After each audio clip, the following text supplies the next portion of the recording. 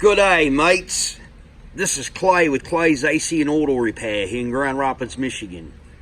And this is the Clay Way. If you find this video to be helpful, please consider subscribing down below, clicking the notifications, yada yada. Remember, if anyone else can do it, you can do it too, bloke. If you got a question for me, hit me up on Clay's AC and Auto Repair on the Facebook. Maybe the Messenger. I'll try to answer your automotive related needs. That's enough with Aussie Clay.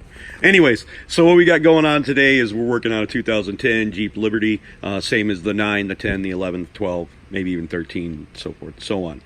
We're going to replace the passenger side mirror, and in order to do that, we're going to need to remove the door trim panel. So we're going to go ahead and show you how to take that off, and then we're going to replace the mirror.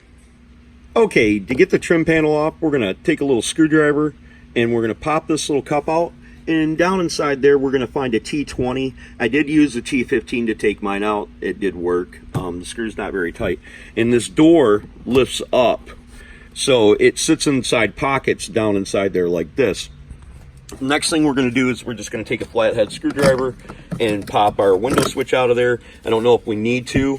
We're going to push the little tab on here to release the electrical connector, and then we'll pull that out of the way. But we're going to do that because we're going to totally remove the door panel. Now we're going to go ahead and take a screwdriver or a body tool, and we're going to pull the trim panel back, and then that's going to expose our 10mm bolt that's back there, and then we should be able to lift our door off of there, hopefully. Okay, so when we're taking this trim panel off, we're going to pull out and pull towards the front, and then that'll release the clips that are in the back of there.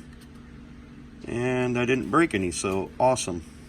Okay, using both hands, we're going to stick them down inside here and pull this off and lift it away, and everything should be free.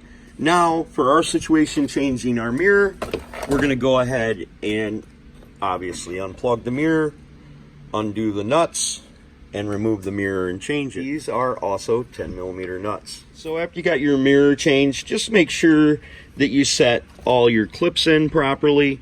Just take your time and be patient. You kind of got to use your hands to work it up in there a little bit to get the panel back on, and then push it down and check the outside of it with your fingers and make sure it's not separated, and then that way it'll ensure good fitment and easeability to put it back together. We got our mirror loose. We obviously just stick our arm out there.